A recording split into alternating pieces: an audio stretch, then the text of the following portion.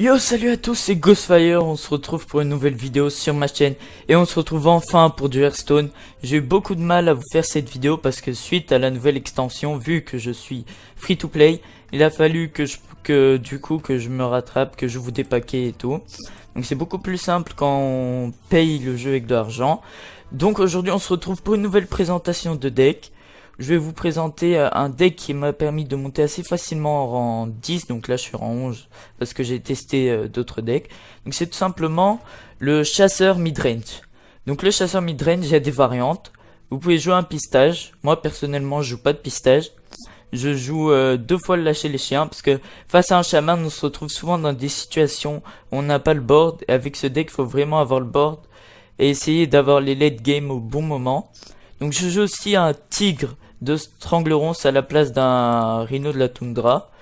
Donc par exemple vous pouvez échanger et mettre le rhino à la place du tigre. Donc si vous n'avez pas le tigre bien sûr. Après si vous n'avez pas un deuxième appel de la nature, vous pouvez aussi mettre un rhino de la toundra. À place d'un deuxième lâcher chien, comme je l'ai dit, vous pouvez mettre un pistage pour récupérer la carte qu'il vous faut au bon moment. Donc on joue aussi deux secrets, un piège vivant, un piège explos. Piège explos qui est hyper efficace face aux zoo et face au chaman, face. Donc il y a beaucoup de early game et après un peu de late, on a de quoi gérer de grosses créatures. On a aussi la combo larve putride maître chien. Donc on joue deux maîtres chiens. Le Kodo qui est là pour gérer les créatures à deux, comme le jongleur de Kodo qui est passé à deux. Donc voilà pour ce deck, normalement vous aurez la decklist à gauche et on est parti pour deux parties en classé. Donc voilà, donc, je vous assure pas qu'on va gagner mais normalement le deck est assez bon, donc on tient assez bien. En fait il faut attendre le T8 pour avoir notre win condition qui est l'appel de la nature qui va vraiment finir la game. Donc il faut toujours avoir le contrôle du board. Donc on va affronter sûrement un autre chasseur. Ce sera sûrement un autre chasseur midrange. Typiquement, là on va garder jongleur de flamme, on garde le tir réflexe, on relance l'ordre de tuer pour essayer d'attraper une autre créa. Maître chien là qui est pas optimal. On serait bien si on puisse piocher une autre bête. Ok. Donc dommage on n'a pas de T1. On lâche le petit bonjour. Donc comme vous pouvez le voir, ma chaîne, j'ai atteint les 125 abonnés. Ce serait bien de pouvoir atteindre les 150 bientôt. Donc il y aura beaucoup de vidéos Hearthstone. Sur les bras de fer, s'il y a un bras de fer que je trouve vraiment génial, il y aura des vidéos dessus. Les deck fun vont bientôt arriver. J'ai pas encore eu Xaron. Mais bientôt. Ah, il a pioché la larve putride. Donc il joue sûrement le même deck que nous. Donc là vous aurez la decklist. Alors, est-ce que le piège givrant vaut le coup? Mais le tir réflexe, là, vaut bien le détour. Le tir réflexe est vraiment pas là pour prendre de la pioche, il est là plutôt pour gérer les créatures à 3 points de vie, pour garder le board. Donc là, ça va être sûrement, il va sûrement jouer la larve putride. Ok, l'arc corne deck pour gérer nos créas. Donc il a pas de créature sur le board, donc ça c'est une bonne nouvelle. J'ai aussi mon arc qui est arrivé. Je vais jouer le loup contaminé. Donc là vraiment dans ce duel de chasseurs, c'est le premier qui va attraper, qui va réussir à avoir ses late game comme l'appel de la nature qui va gagner. Ok, le crapaud. Il va sûrement trade. À moins qu'il va jouer un tir réflexe.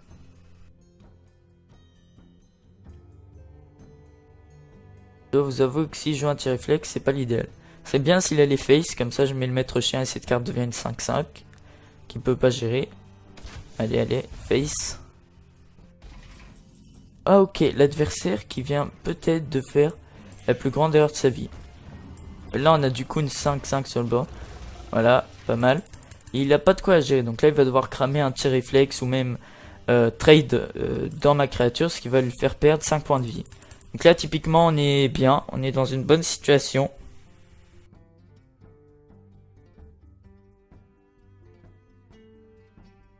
En plus on a pioché le tic de Strangler. Ok, tir réflexe pour pas prendre de dégâts. Les deux rip-hop.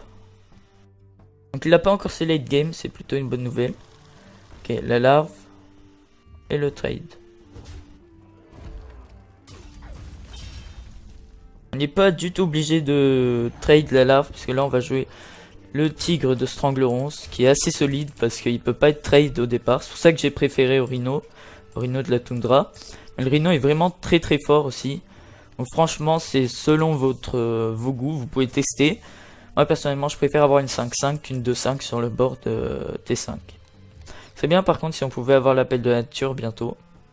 Donc là on l'a mis assez bas en point de vie. Donc je pense qu'on contrôle quand même la game. On a un piège givrant encore pour gérer une 6-5 par exemple. Ok, le Kodo qui va défoncer une 1-1 et la chauve-souris. Play très ambitieux de la part de notre adversaire alors.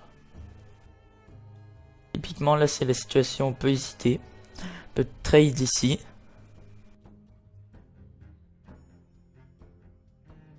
Est-ce qu'on fait pas lâcher les chiens? Attendez. Et on fait lâcher les chiens. Là. Ça c'est sûr. Avec le lâcher les chiens, on trade tout. Et on garde une 2-2 sur le board en fait. Enfin, on garde une 5-2 pardon. Donc là ce serait bien, ça pouvait aller face. Ok. Bon. Pas trop mal. Il va sûrement devoir cramer soit un tir réflexe, soit encore une arme, soit... comment ça s'appelle? Moi j'ai oublié comment ça s'appelle la carte, mais bon. Vous savez, c'est qui tape à 3 et quand vous avez une bête tape à 5. Ok, un autre arcorne d'aigle. On va tir réflexe, un deuxième tir réflexe. Clairement, on est en train de contrôler cette game. Il a pas de early game. Il a pas de late game, pardon. Ok, par contre, c'est bien de piocher notre late game assez rapidement. Alors, je pense que c'est le moment de jouer le piège givrant. On va attendre que le piège givrant soit activé pour aller face. Ouais, donc sur la chaîne, il y aura beaucoup plus de vidéos Hearthstone avec une nouvelle intro. Donc vous pouvez retrouver mes vidéos Hearthstone sur la Web TV. Donc je mettrai le lien de la Web TV dans la description. Et allez bien sûr vous abonner aux chaînes qui participent à la Web TV. Donc c'est un projet, on met nos vidéos. Donc moi, c'est ma spécialité, c'est Hearthstone. Bientôt sur Hearthstone, je pense qu'en juillet ou en août, normalement je devrais accélérer sur le jeu. J'essaye de finir d'avoir l'aile du Mont Roche Noir pour jouer un Majatis Flamme. Et voilà. Donc les decks qui vous permettent bien de monter actuellement, c'est Paladin Zot et Guerrier Tempo. Guerrier Tempo faut énormément de légendaires, donc dans me campe pas. Ok, il est premier à avoir l'appel de la nature. On va pouvoir renvoyer son port. Donc là, ça serait l'idéal si on piochait notre appel de la nature. Tir meurtrier. Alors, est-ce qu'on est châteux? Donc on va jouer avec la chatte les gens, allez. Comme par hasard. Comme par hasard la non chatte. Par contre le problème c'est qu'on est obligé de trade comme ça. On est obligé parce qu'il faut garder la 2-4. On a le piège explos. Normalement on va pouvoir aller au dégâts facilement. Normalement c'est la win. Normalement on devrait avoir gagné. Il joue pas Reno, c'est presque sûr. Il joue presque aucun heal. Il a la même décliste que nous. À quelque chose près. Tir meurtrier, ok. Par contre, on n'a pas eu l'appel de la nature. Mais vous pouvez voir que même sans l'appel de la nature, on peut gérer. Donc là, on a bien géré son appel de la nature à lui. Ok. Donc là, il va se prendre le piège explos.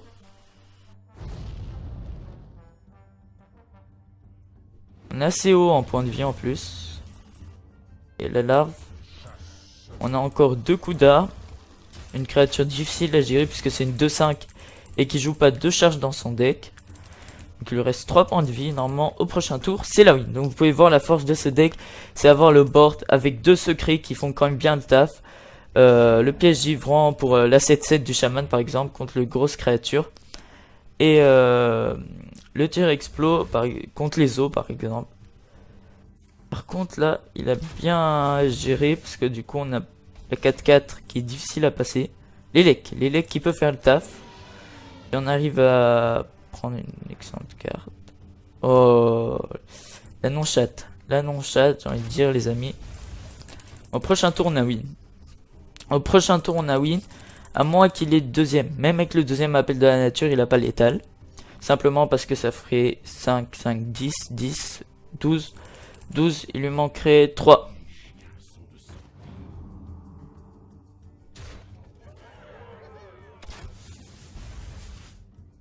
Oh, normalement, on a gagné, voilà. Parfait, 1 à 0.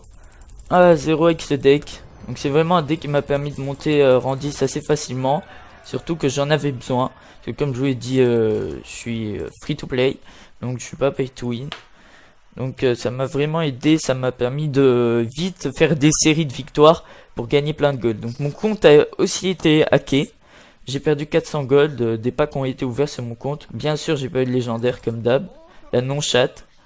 Comme sur le tir meurtrier. Le tir meurtrier nous aurait mis tellement bien si on avait réussi à shot la 4-4.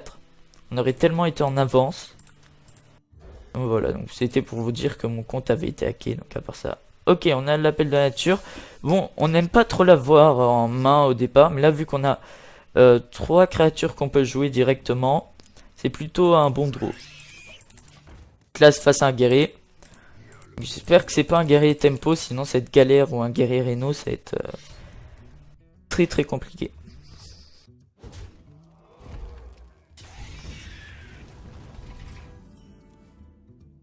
Là on se prie pas, on continue de jouer. Même s'il va encore taper avec son arme.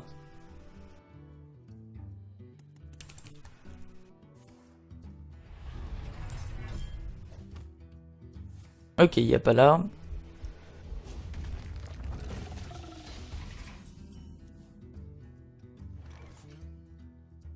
Alors là, c'est bien la 4-4. Parfait.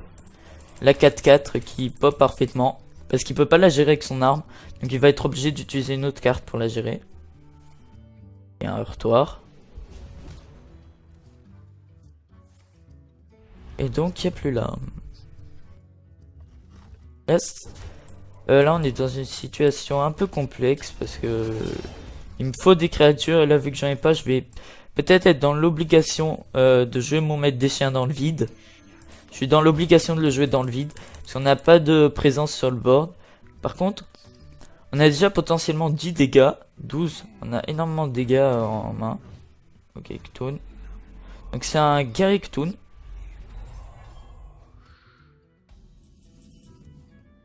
Le loup contaminé qui se place bien. On va aller face. On garde la pièce. Donc si c'est un Gagtoon TC, tu auras sûrement les jumeaux de Veclor, les Twin pour les intimes. Ok, la goule là qui fait le taf.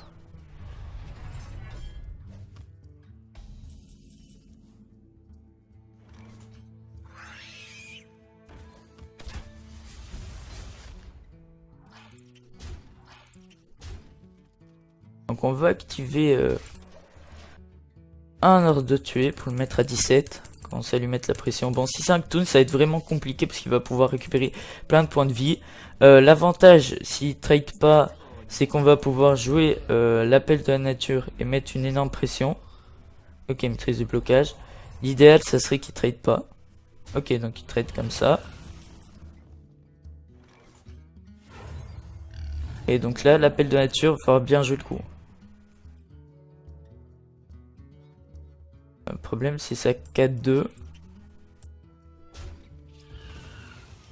Je pense qu'on va devoir tout trade, hein, les amis. Dommage pour le beau jeu. Quoique la 5... On n'est pas obligé de trade la 3-2 en fait. Parce que il peut pas passer la 5-4 comme ça. Il lui faut encore une autre carte. Et si c'est un guerrier Ktoon, c'est pas facile pour lui de la passer. Parce que guerrier Ktoon, on sait très bien. Bon, baston. C'est bien si la 5-4 pouvait ressortir. Parfait. Oh, parfait, on a chaté. La 5-4 qui ressort. Donc là, notre adversaire qui doit être bien dégoûté. Il a de quoi, parce qu'il n'y a pas énormément de chance. Il y a une chance sur 4 que la 5-4 sort. Encore, ça fait la deuxième fois que on se fait troll par notre grande crinière. Alors, il y a potentiellement létal. Là, on a létal au prochain tour. Si notre adversaire fait rien, il y a létal au prochain tour. On a 5, on a 9, On a 12, 14, on a 16 points de dégâts. Et 10. Période d'oublier. Alors là, le tir meurtrier qui se met bien pour gérer la 6-6. Par contre, vu la situation, je pense que attendre Ktoon, on va pas attendre Knoun. De toute façon, s'il nous joue Ktoon, on a perdu. C'est ce qu'il faut se dire, c'est que Knoun a 10-10. Il n'est pas encore très fort, mais s'il nous joue Ktoon, on a perdu. Ce serait bien un deuxième appel de la nature. C'est ça le problème de ce Gary Ktoon, c'est que c'est très. Ok, donc il a joué Ktoon maintenant.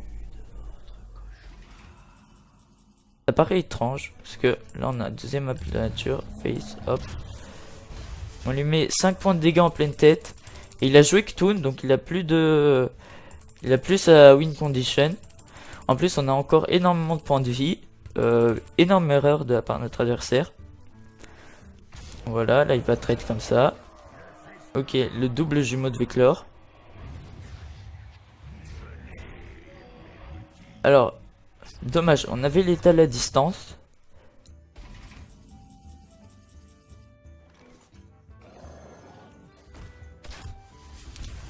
Alors, on va setup l'étal, les gens. On va se mettre... Voilà. On setup l'étal parce que s'il attaque... Alors, est-ce qu'il va penser à récupérer de l'armure avant d'attaquer? Ceci, comme ça, on peut faire les trades plus facilement. Voilà, et parfait. C'est la win, notre adversaire qui aurait dû d'abord utiliser son pouvoir héroïque. Donc comme vous pouvez le voir, on est déjà rang 10. Donc je suis revenu au rang 10. Donc pour finir cette vidéo, je vais ouvrir un pack pour vous faire plaisir. Hop, allez, espérons une légendaire. J'ai pas énormément de légendaires, j'ai seulement les jumeaux de Veclor actuellement. Dans les légendaires de la nouvelle extension. Ok, seulement une rare. Bon, je l'avais déjà, l'imploreur funeste en double. Donc voilà, c'est la fin de cette vidéo. J'espère que vous aura plu, que vous aurez envie que je continue à faire des vidéos sur Hearthstone. Donc pour m'encourager, ce serait bien de lâcher un petit like, de partager cette vidéo, de la commenter et de vous abonner. Allez, ciao.